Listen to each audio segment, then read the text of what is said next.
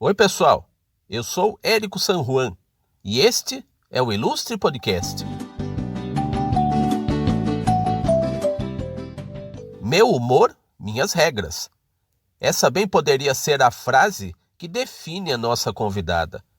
Vamos conversar com a Priscila Vieira, designer e autora de quadrinhos. Oi, Priscila. Seja bem-vinda ao Ilustre Podcast. No seu tempo de criancinha, você já tinha contato com a arte de forma geral? Todas as artes aí que te rodeavam? No seu ambiente de escola, no seu ambiente de casa, com a sua família? O que você via, o que você lia, o que você sentia? Você já desenhava, você já rabiscava alguma coisa? Conta aí como é que você teve os seus primeiros contatos com as artes, você ainda uma menininha.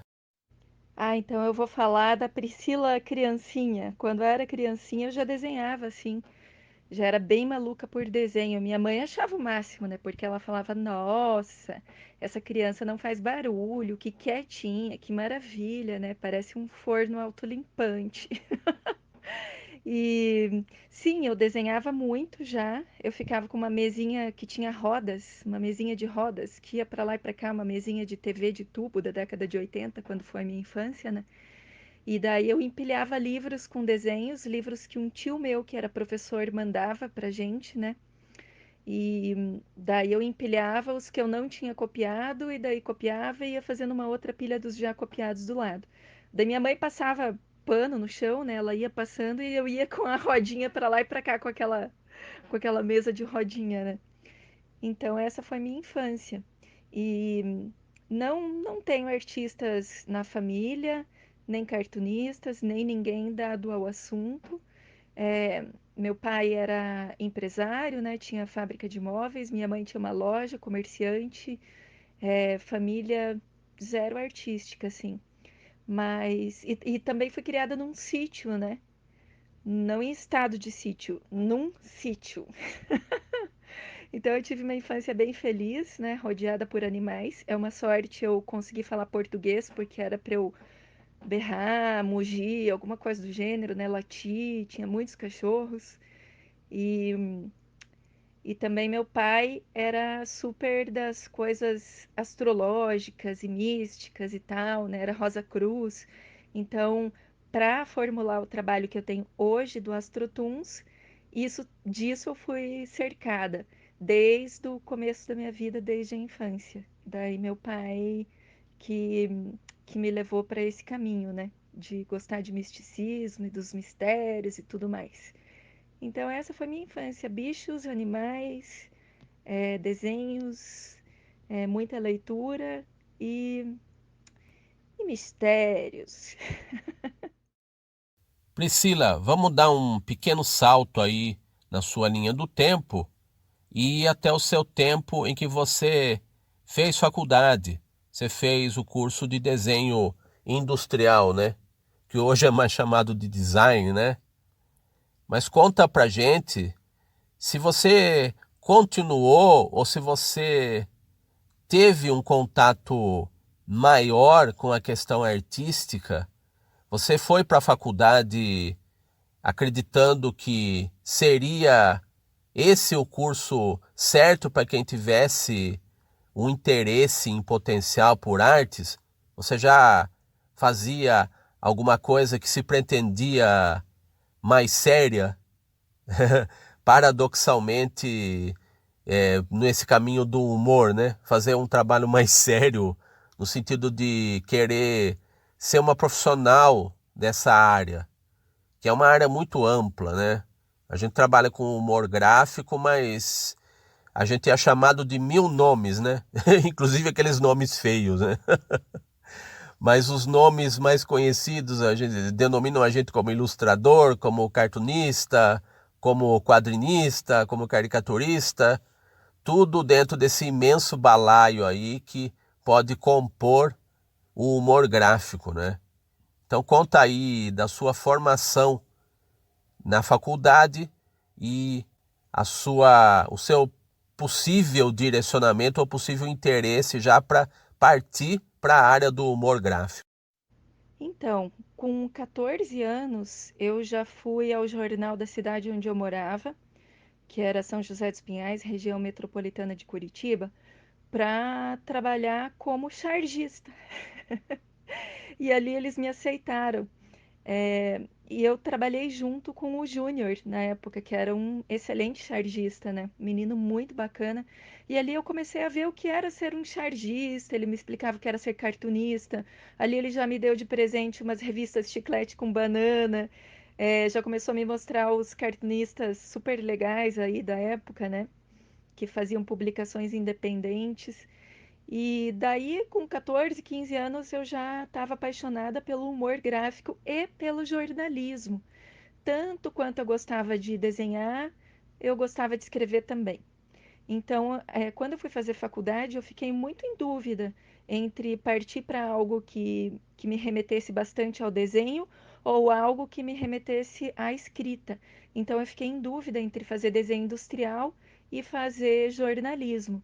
No fim, acabei optando por fazer desenho industrial, né, que na época tinha todas as matérias incluídas, de 96 a 99, né? Fiz pela PUC do Paraná. E, e ali eu fiquei. Na verdade, eu ia muito pouco para aula. Embora eu tivesse as melhores notas, eu era assídua desfrequentadora da faculdade, né? Tanto é que eu quase bombei por falta na faculdade. Mas por quê? Porque eu tinha dois empregos já. Eu passei na faculdade com 17 anos. Eu entrei na escola, aliás, com um ano antes, né? Porque eu faço aniversário no fim do ano. Então, é, eu entrei na faculdade muito cedo e já comecei a me virar.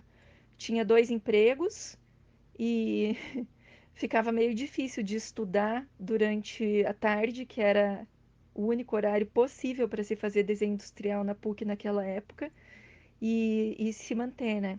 No caso, meus pais já não me ajudavam mais nessa época. Se vira, vai lá e se vira. Então eu fritei logo cedo para saber como é que eu ganhava dinheiro com desenho, né? Então já fui bater nas portas das agências para pedir estágio, consegui um estágio super bem remunerado, que era da agência do banco que hoje é Santander, antigamente era Bamerindos, né?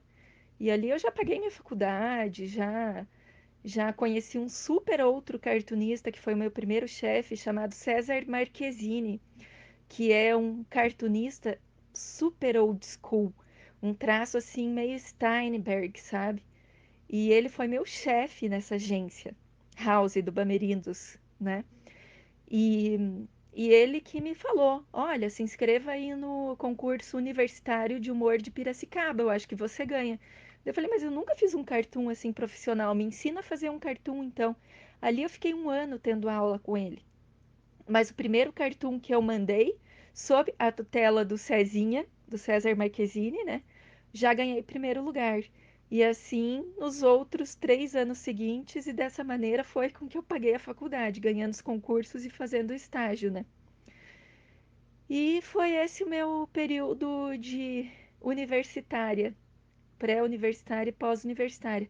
De- Durante a própria universidade, eu também, acho que foi no terceiro ano, eu já entrei Não, não, foi no segundo ano de faculdade, eu já entrei na Gazeta do Povo, que é o maior jornal aqui do estado do Paraná, né? Então eu tinha 18 anos e, e já fui convidada a trabalhar já como ilustradora ali. Ah, um detalhe é que no meu crachá estava escrito Priscila, ilustrador. Eles nem tinham crachá para uma ilustradora, né? Tamanha era a raridade de uma mulher fazer isso num jornal. Então, eu acho que é isso. Contei um pouquinho da história, né? Uma das primeiras vezes que eu ouvi falar em Curitiba como sendo um polo de artistas de quadrinhos, de humor gráfico, Priscila, foi ouvindo o seu nome. Você, no começo lá, nos primeiros anos da sua carreira, você já faturou um prêmio no Salão Internacional de Humor de Piracicaba. E eu também ouvi falar de você sendo a autora de uma tira chamada Amélie, que você conhece muito bem esse personagem, né? Claro, né? Que você define como a boneca inflável, a primeira boneca inflável feminista do mundo. Já só essa descrição da personagem já meio que dá uma palhinha, dá um indicativo do que a gente vai ver na sua tira da Amélie, né? Que é o seu personagem aí mais conhecido de quadrinhos que você publicou na Folha de São Paulo, você, no UOL, você publicou no UOL e no jornal Metro. Então conta aí da trajetória dessa personagem que diz muito de você, do universo feminino, da relação engraçada, conflituosa, às vezes é uma DR eterna com os homens, né? Mas sempre com esse sarcasmo, com essa ironia, com esse bom humor que as mulheres têm com relação aos homens e vice-versa, né? E curiosamente esse diálogo todo torto é feito por meio dessa sua personagem que é uma boneca inflável, né? Então conta pra gente da trajetória da Amélie, que teve até um livro comemorativo quando ela fez 15 anos de criação, né? Então já foi um começo aí, é um personagem do seu começo de carreira praticamente, mas que te acompanha a vida afora, né? Então conta aí da Amélie pra gente. Então, a Amélie foi criada em 2005, né? É, eu já tinha meus 20 e poucos anos, né? E foi criada a partir do fim de um relacionamento que eu tive, porque eu estava com uma pessoa que não queria discutir a relação, no entanto, queria desfilar com a Priscila ao lado dele, né? E aquilo começou a me irritar, e eu falei, olha, vamos conversar sobre isso. A pessoa, óbvio, se recusou, né? E aí eu fui pra prancheta me vingar, afogar minhas mágoas no nanquim, e criei a Amélie. Desenhei a Amélie com a mão esquerda, ela é um traço um tanto tosco, né? Bem. Eu não queria caprichar muito naquilo porque me fazia lembrar da situação que eu havia passado, né? E na verdade eu criei para publicar num blogspot que eu tinha na época. Tanto é que deve ter ainda ali aquelas primeiras tiras, a primeira veiculação dela. Mas foi só para publicar ali, eu acho que eu criei umas 10 tiras, talvez mais, não sei. E para publicar ali e seguir a vida, né? Tipo, só queria que meu ex lesse isso aqui, eu sabia que ele era stalker meu na internet. No fim, eu sei que várias exposições ao redor do mundo, inclusive uma da Faber-Castell que falava sobre feminismo, me convidaram para traduzir a Amélie para o espanhol para que ela fizesse parte de uma exposição itinerante deles que passou por vários países. E outras exposições também começaram a me chamar nesse mesmo sentido. E eu mesma até então não tinha reparado no caráter feminista da personagem, porque ela apenas dava vazão para o meu sentimento ali daquele término, né? Para as minhas impressões do que eu tinha passado ali. Eu não sabia que isso era uma voz universal. Era só um desabafo para mim, né? Mas no fim, daí jornalistas começaram a me ligar, perguntar de onde, por quê e tudo mais. E aí eu comecei a perceber que isso tinha um caráter mais universal do que eu imaginava, né? E para falar a verdade, na época eu nem era super feminista, nem me ligava na causa muito, sabe? 2005 também era tudo mato, né? E daí eu comecei a impregnar a Amélie de um discurso feminista. Ela foi parar nas páginas do Metro Internacional, da Folha de São Paulo, é, e de outros veículos também, esporadicamente, né? Vários, muitos mesmo. Foi traduzida para várias línguas, inclusive para grego. Espero que estejam corretos os textos. E, e daí foi isso. É, em 2005 a gente tinha pouca coisa falando sobre feminismo, assim, como a gente se comparado aos dias de hoje, né? E hoje eu acho que a Amélie encontrou o discurso dela, que estava no futuro em 2005. Em 2015, eu acho que ela encontrou o discurso que ela começou a fazer em 2005. E aí eu comecei a ver perda de sentido dela continuar militando por aquela causa, porque personagem eles são muito quadradinhos, a gente não pode extrapolar muito ali, porque ele perde a graça, as pessoas começam a reclamar, né? E daí outras personagens começaram a surgir também de feminismo e eu achei que aquilo já estava bem abastecido. E daí eu falei, vou colocar a Amelie na caixinha. Mas realmente, em 2015, ela ganhou livro, ela ganhou produtos, ganhou até uma toy art dela, né, que eu mesma esculpi. Levei 6 meses para fazer uma série de 10 bonecas maravilhosas que foram expostas numa exposição que até concorreu ao HQ Mix como melhor exposição do ano, né? Só concorri com a Comic Con, mas tudo bem, né? Foi uma. Eu fui uma perdedora feliz. Então foi bem bacana. Quando ela fez 15 anos, que ela estava no auge, eu decidi meio que guardar ela na caixinha. Mas hoje ela tem uma peça de teatro que está escrita e aguardamos a volta da vida, aspas, normal, né? Para que isso possa ser apresentado no teatro pela Companhia Terça Insana da Grace Gianoucas. A Amélie reviverá, mas eu acho que sob uma nova óptica, né? Algo novo, algo que resgate essa história dela, que diga de onde ela veio, porque ela disse tudo o que disse, até ela encontrar esse discurso que hoje fico muito feliz que as mulheres tenham, que elas tenham a coragem que a Amélie teve em 2005 de escrachar certos assuntos que deveriam ser debatidos e discutidos, como, por exemplo, a objetificação da mulher. Foi por isso que eu a criei, né? Eu me sentia objetificada. Se não fosse para discutir como um ser humano uma relação, e com um ser humano que eu achava com quem estava me relacionando, para que me relacionar então? Não seria eu apenas um objeto, né?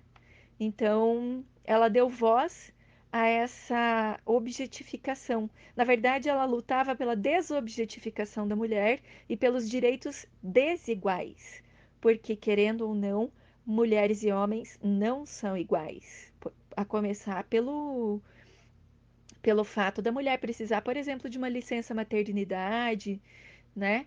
Então, a gente precisa de uma atenção diferente da do homem.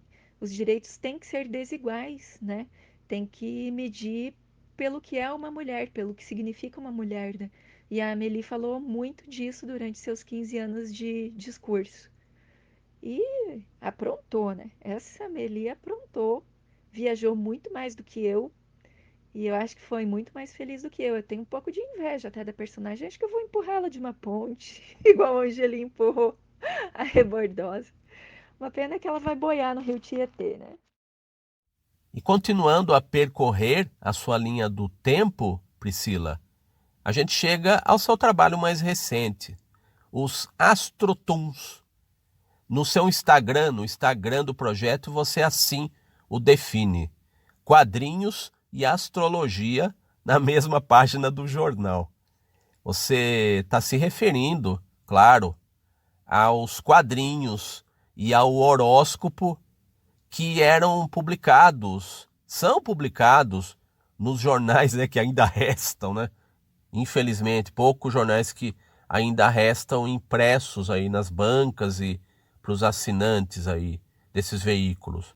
Você tem estudado astrologia, juntando esse estudo, essa sua bagagem astrológica com a linguagem do humor gráfico, essa combinação aí tem dado um trabalho muito bacana, muito bem humorado para variar, né? E apontou um novo caminho, é um humor de um assunto que é muito acessado, não só antigamente nos jornais, né, mas na internet de uma maneira geral, né? Então você está dando uma nova abordagem dentro de uma área aí de interesse, que é muito acessada por um público muito amplo, né? Então conta aí da experiência do estudo da astrologia, o que te ensinou, o que você tem sentido, se ampliaram seus horizontes, né? E a combinação dessa sua bagagem astrológica com o que você sempre fez, né? Que foi o humor gráfico.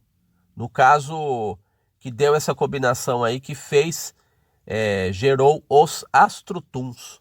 Isso, o Astrotuns coloca na mesma coluna do jornal, na mesma seção, os quadrinhos e o horóscopo, né? Que sempre estiveram lado a lado e era a parte que eu mais gostava, as sessões que eu mais gostava dos jornais impressos, né?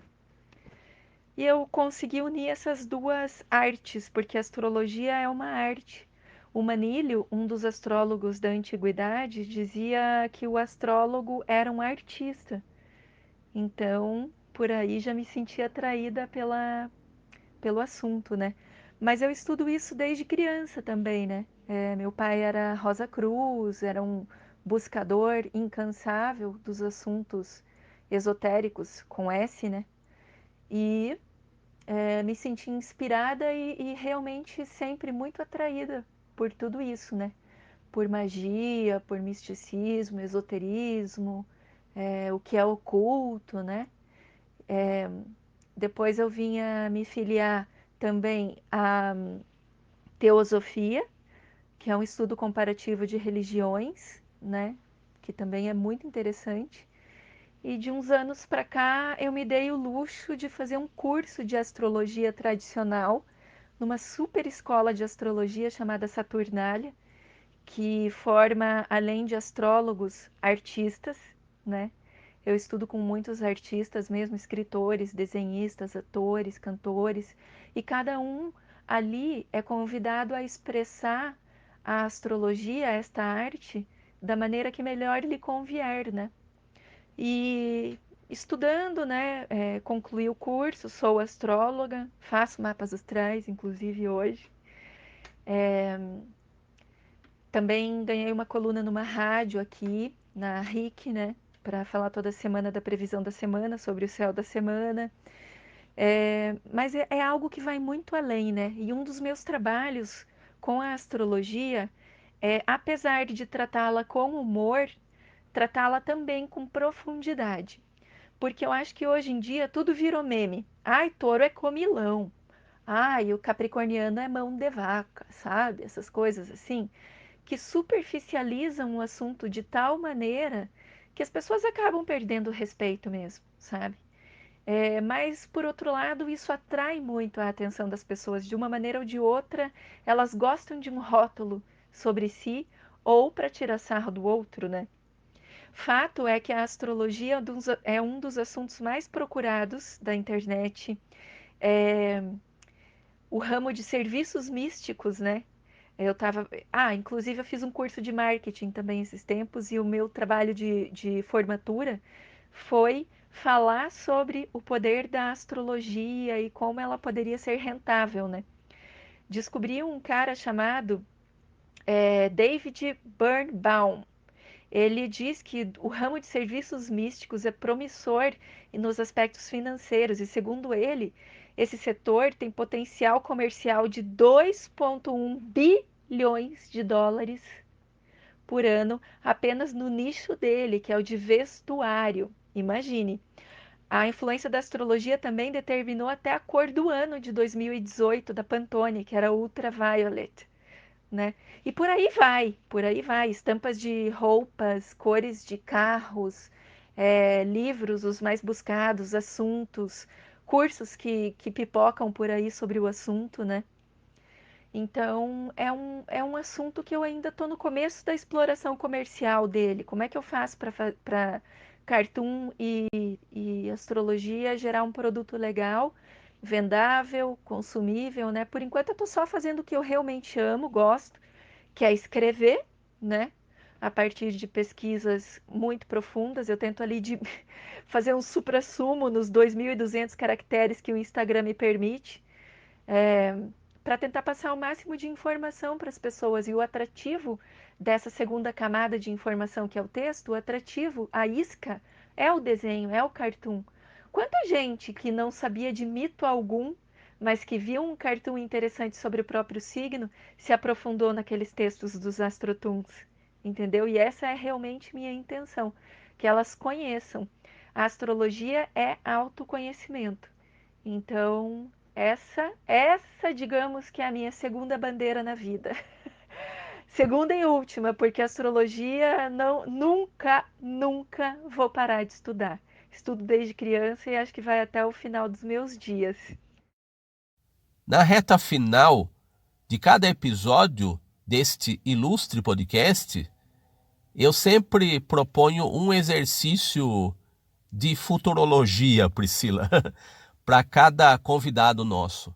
E chegou a sua vez de praticar esse exercício.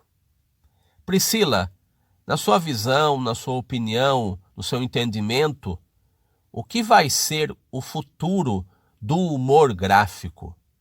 O que você vê de caminhos aí que o nosso ofício vai traçar, vai percorrer nessa realidade onde a internet está cada vez mais presente, eu diria entranhada na nossa mente, na nossa vida. Você falou de futurologia, né? Eu sou astróloga, você precisa acreditar em mim, mas eu não tenho bola de cristal, não, para saber exatamente o que vai acontecer, não tem esse vislumbre. O que eu vejo é que o cartoon hoje em dia está muito confundido com meme, né? As pessoas acham que o cartoon é algo que faz rir ali, pai, pronto, cumpriu sua missão. Agora, assim, meme é meme, cartoon é cartoon, né? Mãe é mãe, vaca é vaca.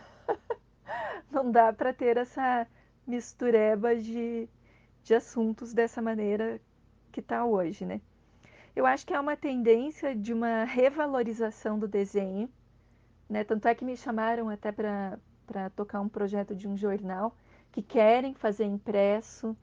E daí eu falei das ilustrações nos textos super legais, como eu fazia antigamente para o João Baldo Ribeiro, eu ilustrava na Gazeta do Povo.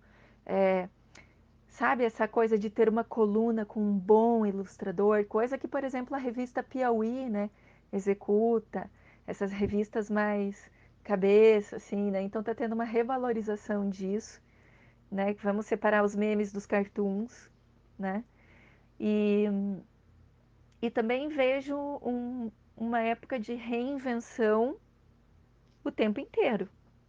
É uma carreira mutante e disforme. O que eu fotografar e disser para você agora, daqui 5 minutos já não vai ser mais válido. A gente está totalmente numa época, eu vou falar num termo astrológico, aquariana, uma época aquariana. Aquário fala das tecnologias transmitidas pelo ar, né? Tecnologias não palpáveis. Então, isso muda, é volátil, né? O que está aqui agora evaporou, foi para o nunca mais. Então você tem que se adaptar todo dia. Não dá mais para dizer, ah, vai lá no jornal, faz uma carreira, sei lá.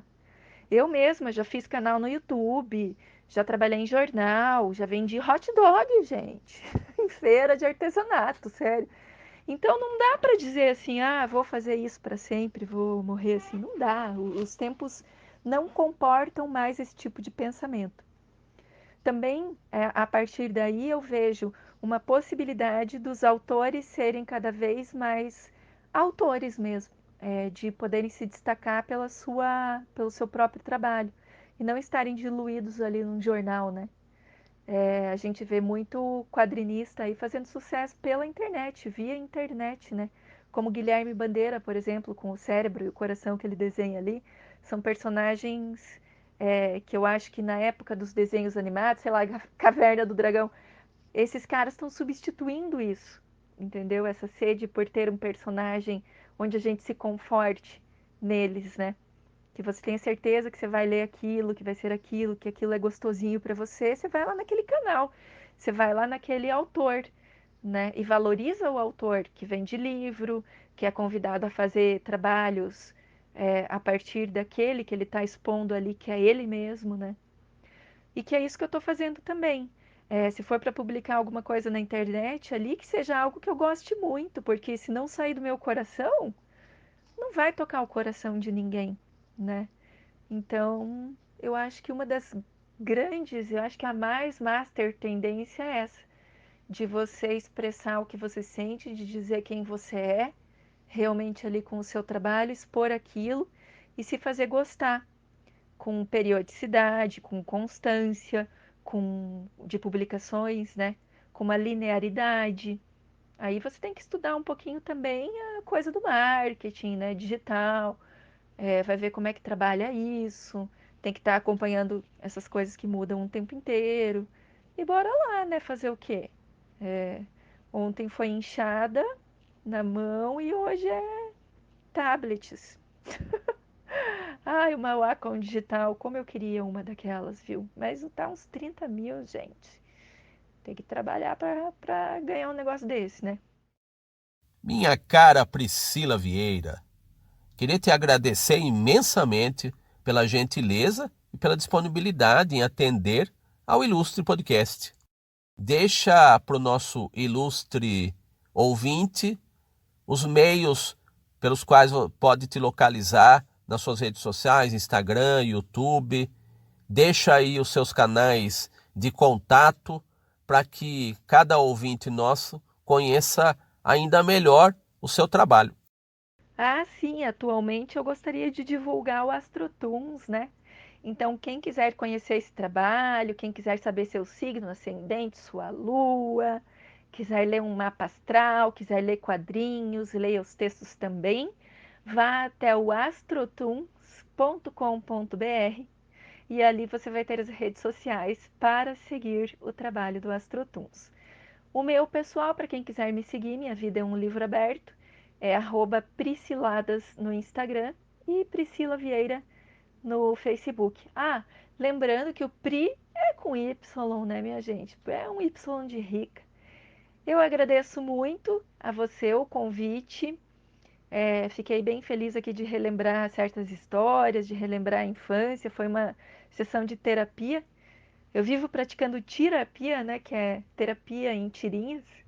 Mas aqui foi uma terapia, foi muito gostoso de relembrar certas histórias e contar para vocês aqui.